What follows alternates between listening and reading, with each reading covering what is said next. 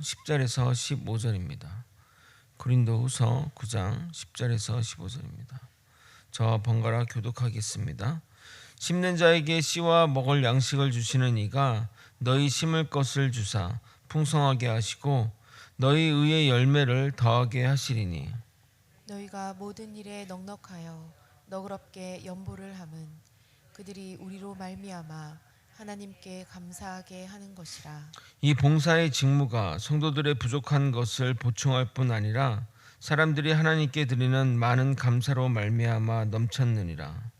이 직무로 증거를 삼아 너희가 그리스도의 복음을 진실히 믿고 복종하는 것과 그들과 모든 사람을 섬기는 너희의 후한 연보로 말미암아 하나님께 영광을 돌리고 또 그들이 너희를 위하여 간구하며 하나님이 너에게 주신 지극한 은혜로 말미암아 너희를 사모하느니라.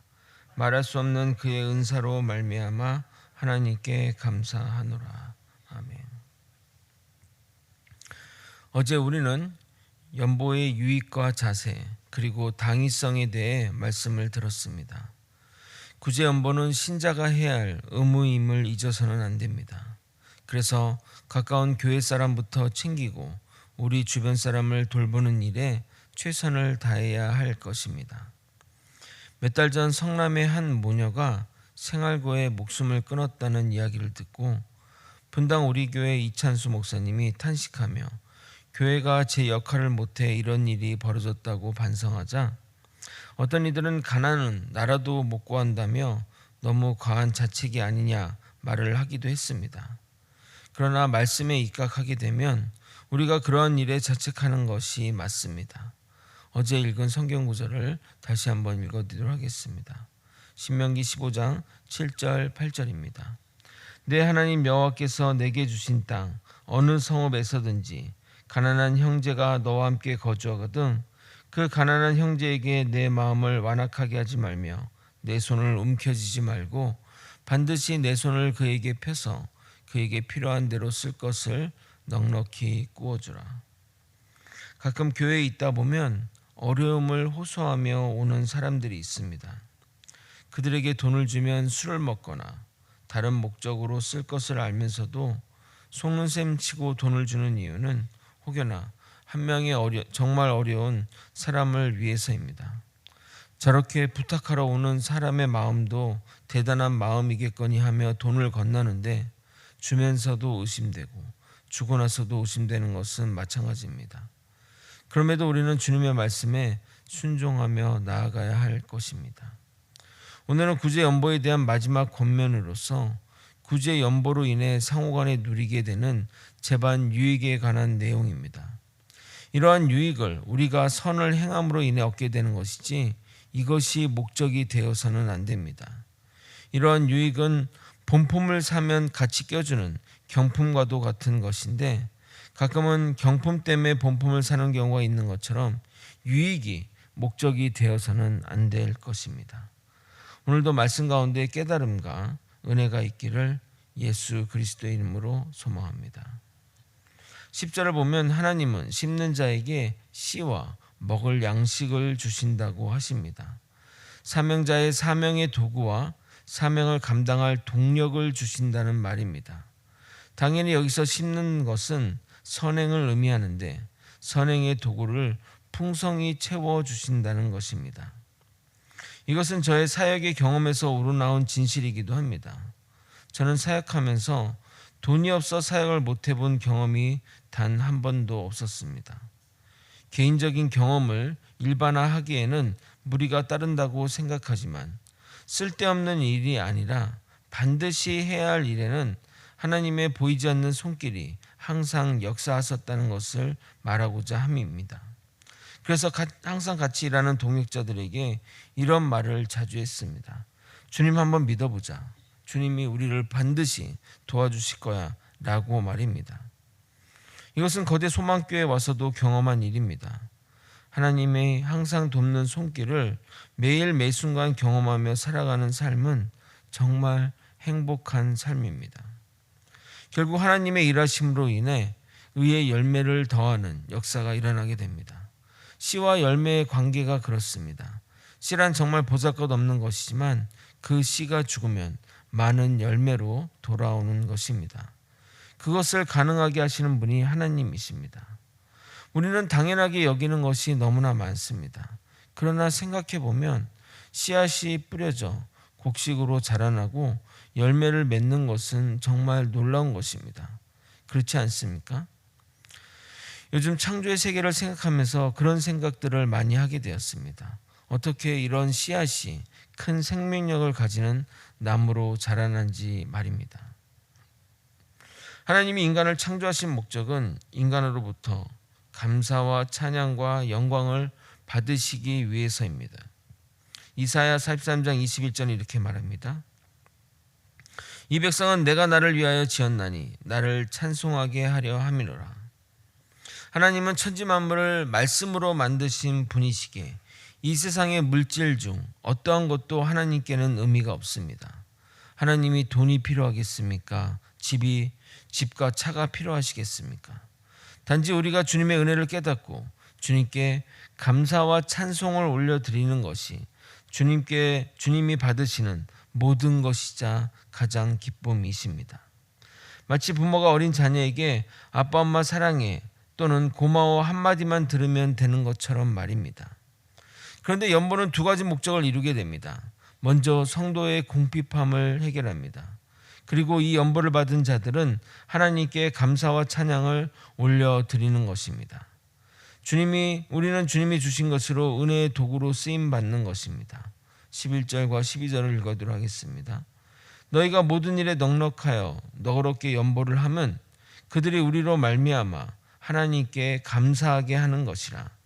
이 봉사의 직무가 성도들의 부족한 것을 보충할 뿐 아니라 사람들이 하나님께 드리는 많은 감사로 말미암아 넘쳤느니라. 그러니까 우리가 어떤 일을 연보를 하게 되면 그 사람의 궁핍함을 해결하고 또 그 사람은 그 받은 연보로 인해 하나님께 감사를 올려드린다는 겁니다. 두 가지의 목적이 이루어지는 것입니다. 물론 가끔 그 감사와 영광을 한 개인이 또는 교회가 받는 경우가 있는데 절대 그렇게 해서는 안 됩니다. 교회가 그 일을 할지라도 반드시 주님의 은혜로 우리가 이 일을 한다고 하나님께 감사해야 한다고 말해야 하는 것입니다. 하나님이 받아야 하는 영광을 인간이 받으려는 그 유혹을 반드시 거절해야 합니다. 그래서 어느 교회는 자신의 교회의 이름을 지우거나 가리고 그 일을 감당하기도 합니다. 일명 감자탕 교회로 유명한 광염교회는 이 구제에 특화된 교회라 할 수 있습니다. 사건 사고가 일어나면 광염교회 구제팀이 가장 먼저 그곳으로 출동한다고 합니다. 그리고 교회를 내세우지 않고 하나님의 사랑을 실천하는데 세월호 사건이 벌어졌을 때 팽목항에 가장 먼저 도착한 구호팀이 광염교회 구호팀이라고 합니다. 그래서 오히려 정부 관계자가 교회의 도움을 받아 상황실을 차리고 탑승자 가족들을 맞이했을 정도입니다. 당연히 학생 탑승자 가족들이 가장 먼저 접한 분들도 광염교회 구제팀 사람이었습니다.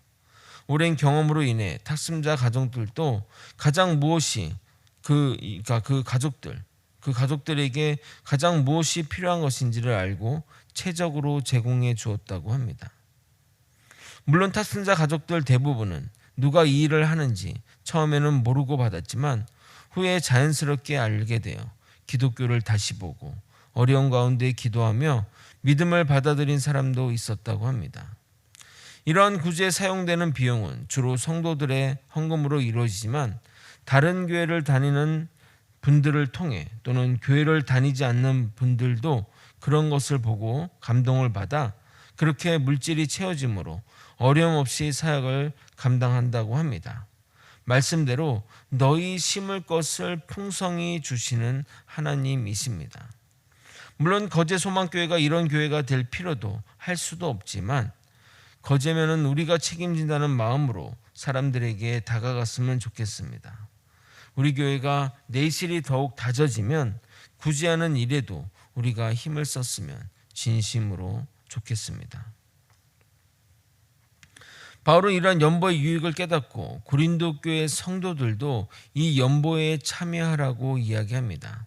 최종적인 초대라 할 수 있습니다. 결론은 알다시피 고린도 교회도 이 연보에 참여하여 은혜의 통로가 되었습니다.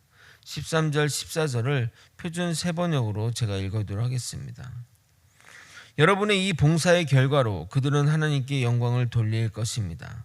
그것은 여러분이 하나님께 순종하여 그리스도의 복음을 고백하고 또 그들과 모든 다른 사람에게 너그럽게 도움을 보냈다는 사실이 입증되었기 때문입니다.